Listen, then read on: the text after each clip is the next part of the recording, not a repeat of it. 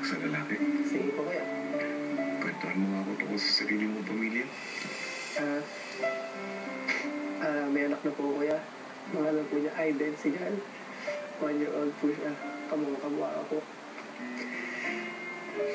At lagi ko sinasabi sa sarili ko na yung mga hindi ko naramdaman ng bata ako, pararamdam ko sa kanya. Para kahit hindi ko naramdaman, pag naparamdam ko sa kanya, at least parang naramdaman ko na rin po. Yung mami at daddy ko po, hindi naman po sila kasal. Nung nasa 2 years old po ako, hiwalay na po sila eh. Malungkot po syempre, kasi yun ang masasabi mo, isa sa pinakamasayang bagay sa buhay mo yung pamilya. Kaso, hindi naman sa pinagkait, hindi lang siguro ako sinuwerte sa magandang pamilya. Sobrang mahal na mahal ko po yung anak ko. At syempre yung girlfriend ko, madalas po kami mag-away kasi bakit lang po tinatago ko sila. Lalo na po yung anak ko. Nasasaktan daw po niya.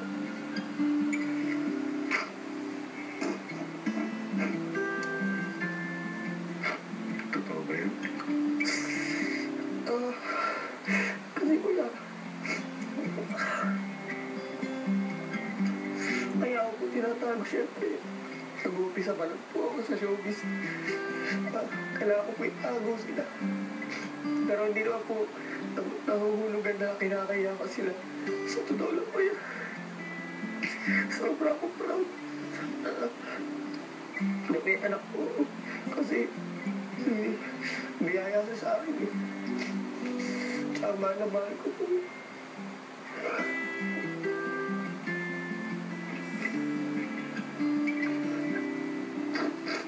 Gusto ko kasi kuya yung mga talaga eh. Kung mawalaman ako dito sa showbiz, okay po kami. Ayoko po talaga si mag-abroad kuya. Matagal lang naman yun. Lalo na sa isang ama na katulad. Lalo po kasi ako mga anak ko eh. Sa paghihirapan ko naman po yung ikayayaman po. Kaya siguro kuya gano'n na lang yung kagustuhan ko yung maman. Kasi mulat ako sa pamilya na walang ibang problema kundi pera. Bata ka pa. Opo. Bagamat marami ka nang napagdaanan sa buhay, huwag ka sanang magpapadala ng basta lang sa pera. Opo, kuya. Tandaan mo, ang pinakamahalagang yaman ay ang yaman ng pamilya. Opo. At ngayong isa ama ka na, hawak mo na yun. Opo, kuya. Salamat po. Paglabas ko po dito, dadalik ko po siya sa mall.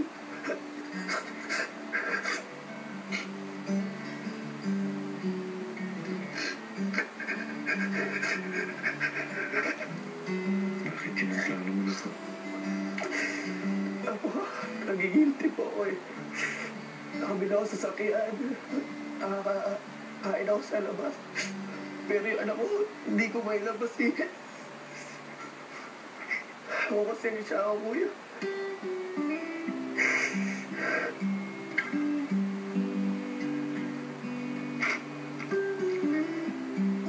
Kinakabahan po ako paglabas ko dito.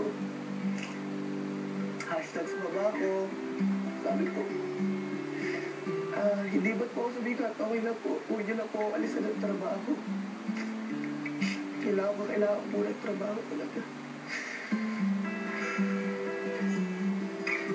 Kasi kuya, pag tanda ako, pag hindi na ako makalakad, kasawat anak ko naman po yung nandiyan para sa akin.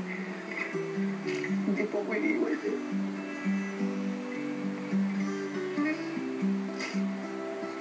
Di pa naman uli ang lahat. Thank you, kuya. Magsisimula pa lang ang kwento niyo. Opo. Tama po kayo eh. Kaya habang maaga po, ayusin ko po ito.